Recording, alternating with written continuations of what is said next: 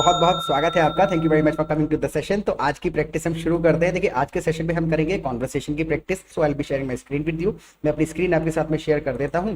Practice करने का best तरीका बस यही है कि what ever you see on the screen in English you repeat every sentence after me, जिससे कि आपको प्रोनाउंसिएशन की आदत पड़ेगी, साथ ही साथ शब्दों का प्लेसमेंट आपको समझ में आ जाएगा, फॉर्मेशन ऑफ द सेंटेंस आपको क्लियर हो जाएगा। तो कम से कम 2-3 बार लाउडली इसको बोल के देखिएगा मेरे साथ में। ऑलराइट, बेसिक से स्टार्ट करते हैं, फिर एडवांस लेवल के स्ट्रक्चर्स तक हम चले जाएंगे और हर सेंटेंस का लॉजिक, फॉर्मेशन, स्ट्रक्चर और ग्रामर साथ साथ समझते हुए जाएंगे, ताकि इन सेंटेंसेस के बेसिस पे आप दूसरे नए सेंटेंसेस बना पाए। ऑलराइट, सो इतनी देर तक टीवी क्यों देख रही हो? मेरे और मेरी बेटी के बीच में जो कॉन्वर्सेशन हुआ है उसमें जो सेंटेंसेस यूज हुए हैं, तो उन सेंटेंसेस को हम यहाँ पर डिस्कस करेंगे। इतनी देर तक टीवी क्यों देख रही हो? Because she was watching TV till 12 o'clock last night. वो 12 बजे तक टीवी देख रही थी। इतनी देर तक टीवी क्यों देखती हो? इतनी देर तक टीवी क्यों देखती हो? Why do you watch TV until so let?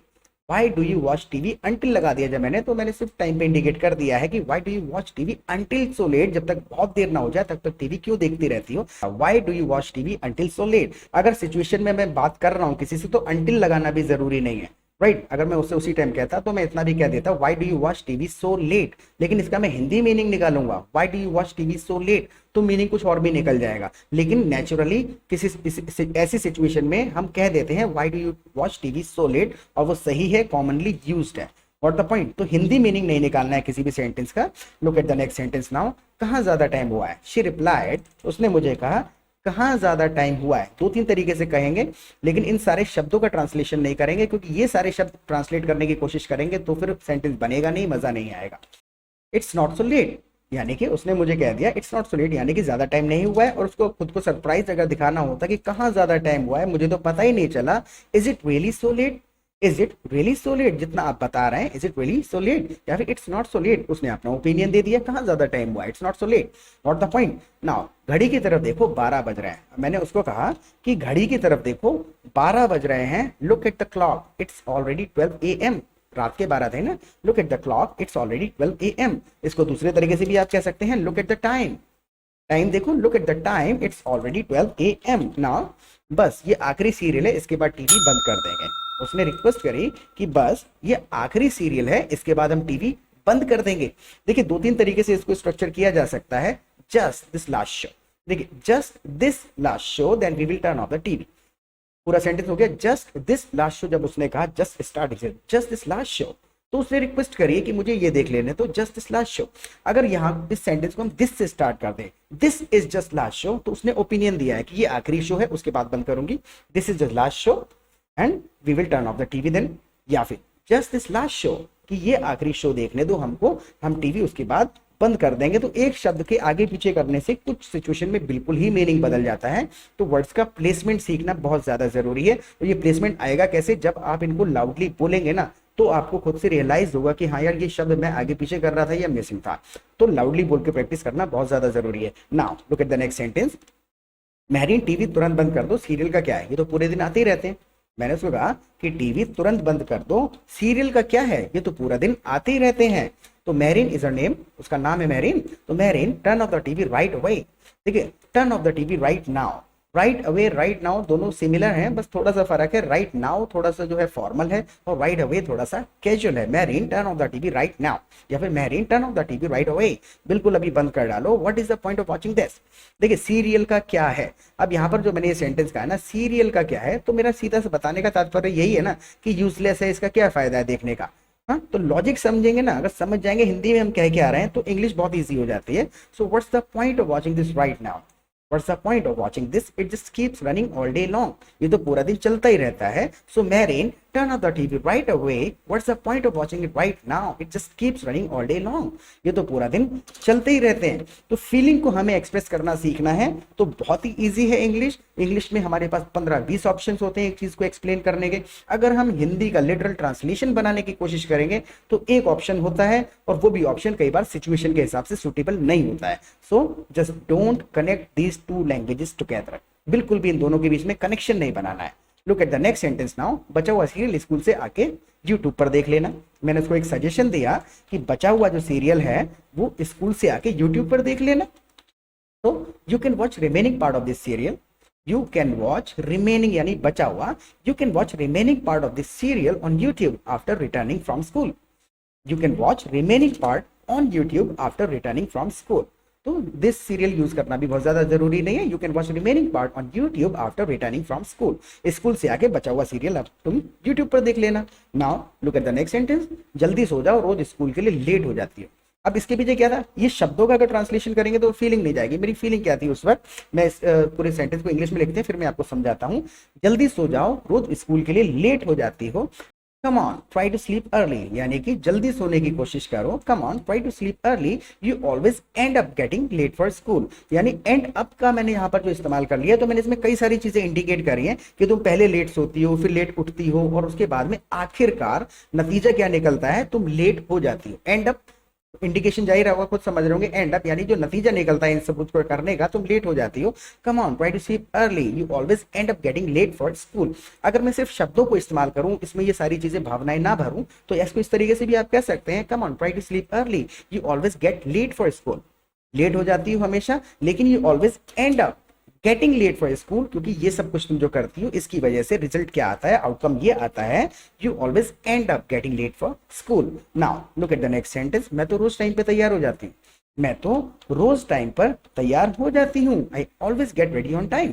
I always get ready on time. ये तो आपका लाडला बेटा है, ये तो आपका लाडला बेटा है जो हमें रोज लेट करवा देता है। एक चीज और है, अगर आप चैनल पे पहली बार आए हैं तो प्लीज सब्सक्राइब जरूर कर लीजिएगा, क्योंकि रोजाना क्वालिटी कंटेंट अपलोड करते हैं हम अपने चैनल पर। पहली बार आए हैं तो चैनल को एक्सप्लोर जरूर करिएगा।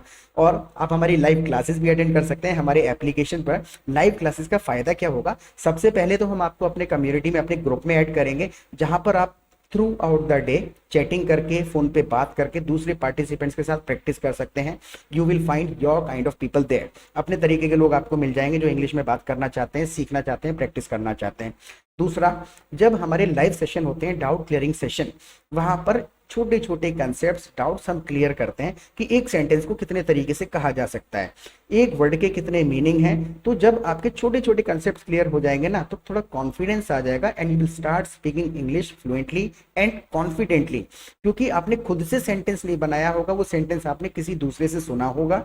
और एक सेंटेंस को बोलने के 10-12 तरीके आपको पता चल जाएंगे जब आप कम्युनिटी में, ग्रुप में प्रैक्टिस करेंगे। फॉर एन एग्जांपल, आपने एक क्वेश्चन डाला लिख के कि भाई मैंने ये सेंटेंस स्ट्रक्चर किया है इस तरीके से, लोग अपना अपना ओपिनियन देते हैं उस पर कि भाई इसमें ये कमी है और अच्छे तरीके से इसको ऐसे कहा जा सकता है और अच्छे तरीके से ऐसे कहा जा सकता है। तो वहां पे डिस्कशन कम्युनिटी में बैठेंगे तो आपको मजा आएगा, कॉन्फिडेंस आएगा, और जो छोटे छोटे कंसेप्ट क्लियर होने में सालों साल लग जाते हैं वो बहुत जल्दी क्लियर हो जाएंगे। ओके, सो फीस की बात जहां तक बात है, बहुत ही मिनिमल सा अमाउंट हम चार्ज करते हैं, बहुत ही छोटा सा अमाउंट है। और अगर किसी जेन्युइन प्रॉब्लम है किसी स्टूडेंट की, तो फीस की वजह से आपको ये नहीं सोचना है कि नहीं यार मैं कॉन्टेक्ट नहीं कर रहा हूँ। जेन्युइन प्रॉब्लम अगर है, then we can discuss it over the phone. Phone पे हम बात कर सकते हैं, we will definitely find out a solution. Okay, so 2 काम करने हैं, चैनल को सब्सक्राइब करना है और लाइव क्लासेस में जरूर आना है अगर आपके पास टाइम है तो। Okay, look at the next sentence now. ये तो आपका लाडला बेटा है जो हमें रोज लेट करवा देता है। इट्स योर बिलव्ड सन। देखिए, बिलव्ड मतलब है प्यार करते हैं आप जिससे, लाडला जो होता है आपका, तो he is my beloved son. तो it is your beloved son, ये तो आपका लाडला बेटा है, who makes us late every day, जो हमको रोजाना लेट करवा देता है। It is your beloved son who makes us late every day. Now, सारा दिन खेलता है और सुबह इसे होमवर्क करना याद आता है। ये सारा दिन खेलता है और सुबह के समय इसको होमवर्क करना याद आता है। ही प्लेज ऑल डे लॉन्ग। ही प्लेज ऑल डे लॉन्ग। देखिए, ऑल डे जब हम इस्तेमाल कर रहे हैं ना, तो ऑल डे का मतलब ये नहीं कि सारे दिन, ऑल डे सिंगल डे के लिए भी इस्तेमाल होता है। I waited for you all day, यानी मैंने सारा दिन तुम्हारा इंतजार किया। Right, so he plays all day long, यानी वो पूरा पूरा दिन खेलता रहता है। And in the morning he remembers to do his homework. सुबह को उसको याद आता है उसका होमवर्क करना। देखिए, यहां पर आप दूसरे तरीके से भी इसको स्ट्रक्चर करना चाहें तो कर सकते हैं। ये जो इन द मॉर्निंग है ना, इन द मॉर्निंग, ये आप लास्ट में भी यूज कर सकते हैं। He plays all day long and he remembers to do his homework in the morning. तो कुछ शब्द हैं जो आगे पीछे किए जा सकते हैं, मीनिंग इसमें कुछ भी नहीं बदला है, लेकिन मैक्सिमम केसेस ऐसे होते हैं कि एक शब्द भी आगे पीछे हो गया सेंटेंस को स्ट्रक्चर करते हो, या तो ग्रामर गलत हो जाएगा या मीनिंग गलत हो जाएगा। वो आएगा कैसे, जब आप सुनेंगे, बार बार दूसरे लोगों से सुनेंगे, रिपीटेडली सुनेंगे, छोटे छोटे सेंटेंसेस आदत में अपने आप आ जाएंगे, अडॉप्ट कर लेंगे आप उसको। Now look at the next sentence. अरे दिन में करे या सुबह करे, आखिर पूरा तो कर ही लेता है ना। अब मैंने थोड़ा सा उसको चिढ़ाने के लिए जब उसने कहा ना ही इज योर बिलव्ड सन, आपका लाडला बेटा है, तो मैंने भी उसकी थोड़ी साइड लेके मैंने कहा चलो और चिढ़ाता हूँ इसको। तो अरे दिन में करे या सुबह करे, आखिर कर तो लेता है अपना होमवर्क पूरा। यहाँ पर क्या है, डजेंट मैटर। अब देखिए यहाँ पर मैं इंडिकेशन क्या है, कोई फर्क नहीं पड़ता दिन में करे या रात में करे, राइट। तो डजेंट मैटर, कोई फर्क नहीं पड़ता, doesn't matter whether he does it during the day और in the morning, doesn't matter whether he does it during the day or in the morning, at least he gets it done, आखिर वो कर ही लेता है, at least he gets it done, यानी कर तो लेता ही है कम से कम पूरा। so doesn't matter whether he does it during the day or in the morning, at least he gets it done, कम से कम वो कर तो लेता है अपना होमवर्क, at least मतलब कम से कम। now look at the next sentence, कल लंच में क्या लेकर जाओगी, अब वो टॉपिक हमने खत्म कर दिया, कल लंच में क्या लेकर के जाओगी, what will you take for lunch tomorrow, What will you take for lunch tomorrow? अगर मैं इसी में और ज्यादा ऐड करना चाहूं कि कल लंच में स्कूल क्या लेके जाओगी, कल लंच में स्कूल क्या लेकर के जाओगी, तो what will you take for lunch to school tomorrow, right? Look at the next sentence now. मेरे लिए कुछ बनाना मत, मुझे बस एक फ्रूटी और चिप्स दिलवा देना। अब उसने मुझको क्या कहा कि मेरे लिए कुछ बनाना मत, मुझे एक फ्रूटी और चिप्स दिलवा देना। Don't cook anything for me, बनाना मत यानी कि पका के मत देना, बना के मत देना। Don't make anything for me भी आप कह सकते हैं, it is not compulsory to use little translation, शब्दों का एग्जैक्ट मीनिंग ढूंढ के नहीं लाना है, फीलिंग जानी चाहिए। Don't cook anything for me, मेरे लिए कुछ बनाना मत, just buy me a Frooti and some chips, just buy me यानी खरीद देना, या फिर don't cook anything for me, just get me a Frooti and some chips, दिला देना, खरीद देना। तो buy me actually natural English में बहुत ज्यादा यूज किया जाता है, एग्जैक्ट इंडिकेशन चला गया, या फिर just get me a Frooti and some chips, यानी मुझे थोड़े चिप्स और एक फ्रूटी दिलवा देना। Don't cook anything for me. Now look at the next sentence, कितनी बार मना करूं ज्यादा जंक फूड मत खाया करो। I said it to her, मैंने उससे कहा कि कितनी बार मना करूं ज्यादा जंक फूड मत खाया करो। How many times do I have to tell you just don't eat too much junk food, How many times do I have to tell you just don't eat too much junk food? दूसरे तरीके से भी आप इसको structure कर सकते हैं, How many times do I have to tell you not to eat too much junk food? Not to eat या don't eat दोनों आप इस्तेमाल कर सकते हैं। Now look at the next sentence. Daddy थोड़ा दिमाग लगाओ, आलू नमक तेल इनमें से कौन सी चीज अनहेल्दी है। अब उसने अपना एक कॉमन सेंस लगा के मुझसे एक सवाल पूछा, चिप्स में होता क्या है। डैडी थोड़ा दिमाग लगाओ, आलू है उसके अंदर, नमक है और तेल है, इनमें से कौन सी चीज ऐसी है जो अनहेल्दी हो, तीनों चीजें हेल्दी हैं। अब थोड़ा दिमाग लगाओ, daddy put some common sense, daddy put some logic, put some common sense. तो लगाने के लिए पुट का इस्तेमाल कर लेते हैं, और अगर स्ट्रेट फॉरवर्ड और भी तरीके से आप किसी को कहना चाहें तो आप कह सकते हैं use your mind, use some common sense. तो कई सारे तरीके होंगे इस चीज को पहुंचाने के लिए। Put some common sense, potato, salt and oil, which one of this is unhealthy. जो मैंने नाम लिए potato, salt and oil, which one of these, इनमें से कौन सी चीज ऐसी है, which one of these is unhealthy. तो daddy put some common sense, potato, oil and salt, which one of these is unhealthy, इनमें से कौन सी चीज अनहेल्दी है। नाउ यू टेल मी, बताओ मुझे कौन सी चीज अनहेल्दी है। चिप्स में इसके अलावा और होता ही क्या है, ये तीन ही चीजें होती हैं चिप्स के अंदर।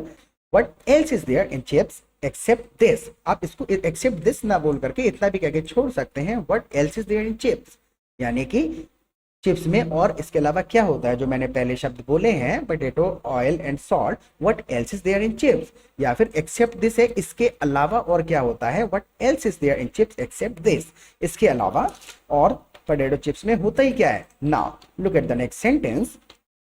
अपने सवाल से उसने मुझे असमंजस में डाल दिया, यानी कि she made me confused. With her question she put me in dilemma. देखिए dilemma का मतलब है दुविधा में डाल दिया, असमंजस में डाल दिया, कंफ्यूज करके छोड़ दिया, पजल कर दिया। So with her question she put me in dilemma, या फिर with her question she puzzled me. कई सारे शब्द होते हैं हमारे पास, कुछ भी इस्तेमाल कर सकते हैं। स्ट्रक्चर हमको पता होना चाहिए कि भाई विद का इस्तेमाल होगा ऐसी कंडीशन में, विद अ क्वेश्चन, या फिर सेइंग दैट, ऐसा बोलकर saying that she put me in dilemma। तो बहुत सारे ऑल्टरनेट होते हैं आपके पास, अगर सिचुएशन समझ में आ जाती है और आपको ऑल्टरनेट पता है, स्ट्रक्चर पता है तो इस सेशन को कम से कम 2-3 बार देखिएगा, सारे स्ट्रक्चर लॉजिक आपको समझ में आ जाएगा। और सबसे इंपॉर्टेंट फीडबैक जरूर दे दीजिएगा, क्योंकि आपका फीडबैक बहुत ही ज़्यादा प्रेशियस है हमारे लिए, क्योंकि हमें पता चलता रहना चाहिए हम जो सेशंस बना रहे हैं उनसे आपको थोड़ा बहुत फायदा मिल रहा है या नहीं मिल रहा है। Okay, so don't be lazy at writing. Comment section में जरूर बताइएगा कि सेशन आपको कैसा लगा। और last, I have already given my WhatsApp number, live sessions में आइए, वहां आएंगे 10-15 दिन के अंदर you will automatically see the improvement, आपको खुद से इंप्रूवमेंट दिखेगा। फिर मिलेंगे दोबारा एक नए सेशन के साथ, टिल देन बाय।